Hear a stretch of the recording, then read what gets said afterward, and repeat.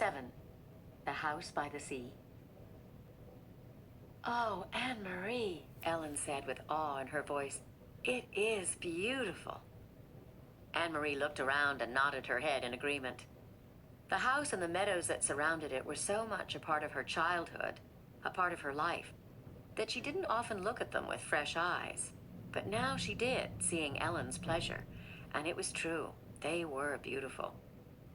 The little red-roofed farmhouse was very old, its chimney crooked, and even the small shuttered windows tilted at angles.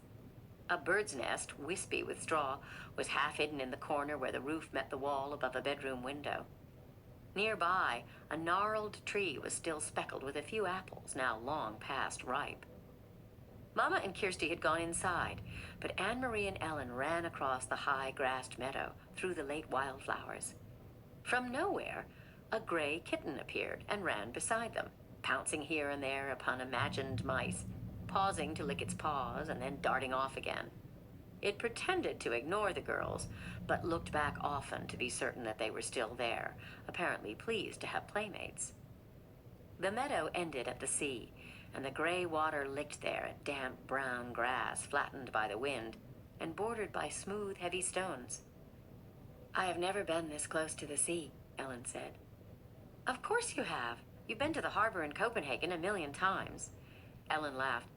"I mean the real sea, the way it is here, open like this, a whole world of water." Anne-Marie shook her head in amazement. To live in Denmark, a country surrounded by water, and never to have stood at its edge? "Your parents are really city people, aren't they?" Ellen nodded. "My mother is afraid of the ocean," she said, laughing. "She says it is too big for her, and too cold." The girls sat on a rock and took off their shoes and socks. They tiptoed across the damp stones and let the water touch their feet. It was cold. They giggled and stepped back. Anne-Marie leaned down and picked up a brown leaf that floated back and forth with the movement of the water. "Look," she said, "this leaf may have come from a tree in Sweden. It could have blown from a tree into the sea and floated all the way across. See, over there," she said, pointing. "See the land, way across there? That's Sweden." Ellen cupped one hand over her eyes and looked across the water at the misty shoreline that was another country. "It's not so very far," she said. "Maybe," Anne-Marie suggested, "standing over there are two girls just our age, looking across and saying, 'That's Denmark.'" They squinted into the hazy distance, as if they might see Swedish children standing there and looking back. But it was too far.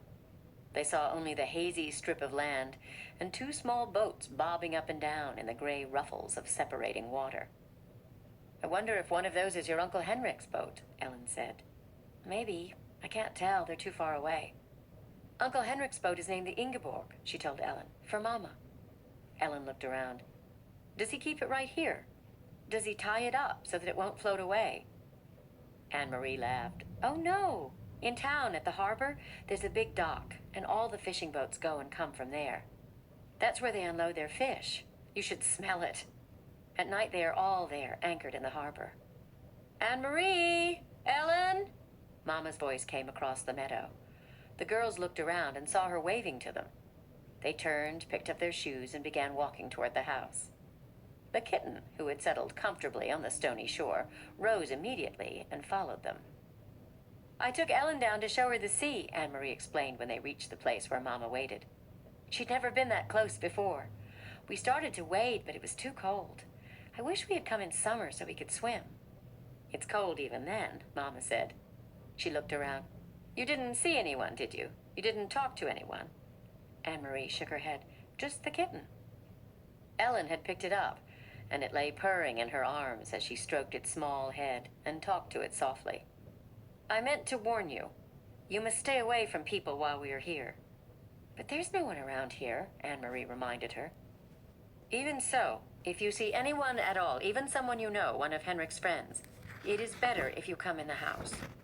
It is too difficult, maybe even dangerous, to explain who Ellen is." Ellen looked up and bit her lip.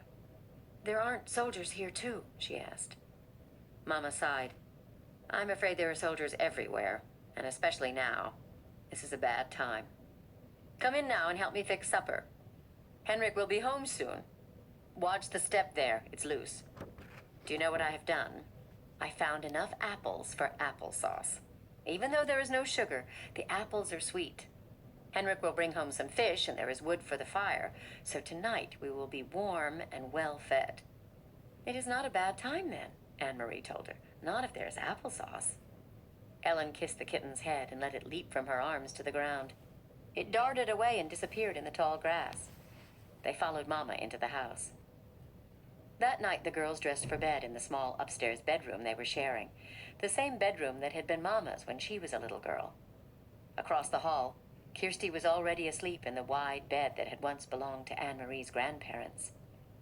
Ellen touched her neck after she put on Anne-Marie's flower-sprigged nightgown, which Mama had packed. "Where's my necklace?" she asked. "What did you do with it?" "I hid it in a safe place," Anne-Marie told her. "A very secret place where no one will ever find it. And I will keep it there for you until it is safe for you to wear it again." Ellen nodded. "Papa gave it to me when I was very small," she explained. She sat down on the edge of the old bed and ran her fingers along the handmade quilt that covered it. The flowers and birds, faded now, had been stitched onto the quilt by Anne-Marie's great-grandmother many years before. "I wish I knew where my parents are," Ellen said in a small voice. She outlined one of the appliqued birds with her finger. Anne-Marie didn't have an answer for her. She patted Ellen's hand, and they sat together silently. Through the window, they could see a thin, round slice of moon appear through the clouds against the pale sky. The Scandinavian night was not very dark yet, though soon, when winter came, the night would be not only dark, but very long, night skies beginning in the late afternoon and lasting through morning. From downstairs, they could hear Mama's voice and Uncle Henrik's, talking, catching up on news. Mama missed her brother when she hadn't seen him for a while, Anne-Marie knew. They were very close. Mama always teased him gently for not marrying.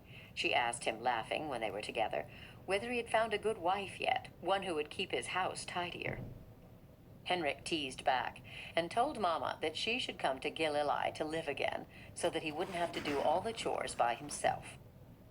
For a moment, to Anne-Marie, listening, it seemed like all the earlier times, the happy visits to the farm in the past with summer daylight